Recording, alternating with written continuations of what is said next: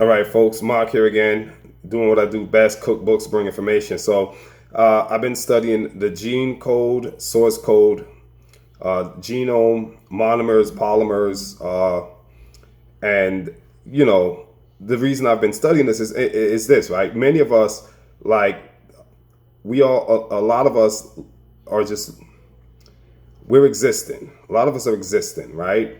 And we take care of our responsibilities. We do what we have to do, and that's all good. But the reason why I've been researching this is because I want to find out, like, what is, like, we all have a unique purpose. And in studying this, I kind of found out that this is very, very true. Each and every one of us has a very a specific function. And I want to focus on those two words, specific and function. And the reason why I want to focus on specific function is because when you look at the gene code, right? And stay with me here, I'm gonna get a little dense, a little heavy, but it's fun. I think it's amazingly fun. When we look at what, when you look at the phase called interphase, where DNA duplicates or replicates itself, DNA replication, right? Which DNA is a segment. DNA replicates itself with a segment of itself is broken off, and that segment is called a gene. In that gene, you have what's called a nucleotide. Nucleotides are polymers, which are parts of a nucleic acid. Nucleic acids are simply nucleotides, but broken down in segments or compartmentalized. And so nucleotides and nucleic acids are pretty much the same, one and the same. And within the nucleotides and nucleic acids, again, they're one of the same. You have what's called bases. The bases are represented by letters A, T, C, and G. These letters are called the genetic language, and they are considered ecumenical, meaning they're universal. All cells speak the universal language. This is what makes them believe we all come from a common ancestor because of that said reason. What's interesting, here's what's interesting. So when DNA goes through replication and it replicates, it copies itself. At this stage we're in what's called interphase, and this is before the cell divides. And here we have transcription that follows. After replication, you have transcription. During transcription, the DNA now, after it replicates, so it makes a copy of itself, it now transcribes onto what's called an RNA. Transcription is where we now have RNA coming into play. All this still takes place during the interphase. When DNA transcribes or makes a transcription into RNA, which is ribonucleic acid, this RNA serves as protections of this coded information. This coded information, again, it is a source code, the gene code. It is within the four bases. Just like your computer has all the characters and all this information stored in what's called bits, ones and zeros. And those ones and zeros are strings. They're strings of ones and zeros that creates a virtual world. Well, your DNA, instead of binary code, it uses four letters, and those are A, T, again, C, and G. And those four letters are what's being codified into the RNA. And when they're codified or transcribed into the RNA, they're paired in threes. Those threes are called codons. Those codons are then carried by the RNA. At this point, it's called mRNA because it's considered messenger to the cellular machinery, and the outside. At this point now, we're going outside of the nucleus. All of this takes place within the nucleus.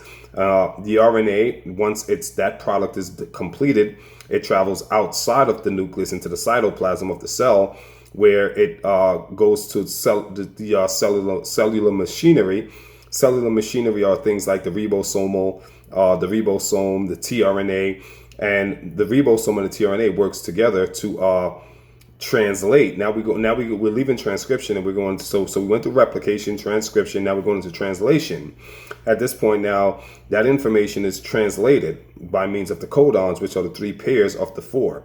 Those three pairs are specific, are considered, again, the source code or the genetic code, because they contain specific instructions. So your nucleic acids are actually the very information for you and I, our height, our weight, our metabolism, our organs, our tissues, eye color, hair color, lips, nose, everything about us is compact, tightly compact and condensed into the and concentrated into the nucleic acid. And these nucleic acids again have the bases that are paired, are four bases paired in threes, and these three bases are considered codons. And what the codons do is they code the amino acids. Now there's 20 amino acids. The codons code the amino acids in a specific sequence. Now, the sequence that the codons are going to code the amino acid in, the sequence is derived from the information that was in the DNA that has been transcribed, and now it's being translated by the codon onto the amino acid. Those amino acids form a chain that's called a polypeptide, which are basically proteins. And those protein, now there's a sequence that there's a very particular sequence that the codon must code the amino acid, and the amino acid builds a complex protein with a specific function. I want to pay attention to specific function. That protein is the end product of what we just discussed.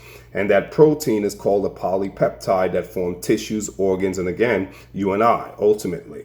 And what is fascinating, here's what's fascinating, is that again, the nucleic acids, which are nucleotides, which are polymers, which are DNA and RNA, contains very detailed instructions, source code, which is the source code, very specific instructions and information as to how a particular protein must be designed with a specific function. Folks, all my research tonight led me to this. Before you and I were conceived, before we went to the first, second, and third trimester and became, embryos and zygotes and so on and so forth, and babies and teenagers and adolescents and adults, before all of that, the information for what you are to be in this world was already outlined in your DNA. This is what I'm finding out tonight. Within our genetic code, there is specific instruction as to what you and I are to become. We can use the term expressed, right? Because a gene expresses itself. Some genes are dominant, others are recessive. So in other words, epigenetics, where genes are turned off, genes are turned on, and it's genetic expression. You and I are genes, right? We are the end product of genes. So we can consider ourselves fully developed organisms in terms of our biochemical and physiological reactions, enzymatic reactions. Well, yeah, kind of, sort of. But we're considered fully developed organisms, right? Just from a biological standpoint. But that is not the end of the instructions that is encrypted in your nucleic acid, your nucleotide, ultimately your DNA. So if your DNA contains all the information necessary for you to be fully developed, then I must believe that the information for you to fulfill your specific function, remember, the codons code amino acid to build a protein, which is a molecule, to build proteins with specific functions. That's what I want to focus on, specific functions. So you and I have been developed, we've been modified, we've been developed, cultivated, prepared, and we all as individuals have been given a specific function meaning a job, something to do. So we all have a specific function, a specific job, a specific title, specific purpose that each and every one of us must fulfill. Should we come into this knowledge and understand, here's what we really need to understand, or here's what's important. Your purpose, the instructions, the information that you need to fulfill your purpose is within you. Literally. It literally uh, it is written on your in your code, in your DNA. So it's literally the cells read the source code, and it's literally written in the nucleic acids. So the information that you need to fulfill and find your purpose is literally within you, in your nucleic acids, which are, you know, which are parts of your DNA, right? Your nucleic acids make up your DNA. So within your DNA, instructions and information is there for you to understand what your ultimate purpose is. Now, your job, your career, that's what you do to earn a living, because we must earn a living. That's not your ultimate purpose. And I'm not talking about a passion that you found in your living. That's it. You found many people found their ultimate purpose, right? It's how you know if you've tapped into it, because it resonates with everything in you. When you're living your purpose, it's not a job, it's not a career, it's not work at all. It's your passion, it's your love. It's something you would do if you never got paid. You see what I mean? It's something you do if you for free. You do it absolutely for free, because it's called a reservoir of potentialities, or your ether. The ether is considered a substance in the universe, in the atmosphere, that allows the propagation of electromagnetic waves. Right. I'll say that again. The ether is considered an invisible substance that allows the propagation of waves, or electromagnetic waves.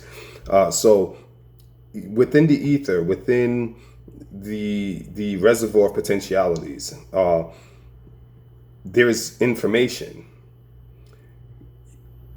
Your purpose will resonate with the information that is in the ether, the information that is stored in let's call it the cloud, right? The information that's in the universal cloud, and the information that's in your DNA, and in your nucleic acids, and in your nucleotides, and in your codons, and your mRNA, will resonate with the information that's in the ether, or in the reservoir of potentialities.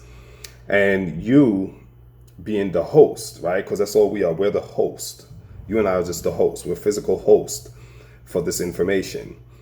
Will resonate. There will be a resonance. There will be resonance, and you won't question what you're doing, and you won't ever grow weary of what you're doing. When I say weary, I don't mean physically tired. We all get physically tired. Weary in soul, spirit, mind, body, you'll get tired, but your soul, your spirit, your mind, your gut, you'll never second guess. You'll never doubt, because again, you will be in what's considered harmonious correspondence. You'll correspond in a harmonious way with your purpose. So you'll never need any guidance as to, am I doing the right thing? Second guessing yourself. You won't, because this is no longer you. This is the higher power at work through you. Till next time, peace.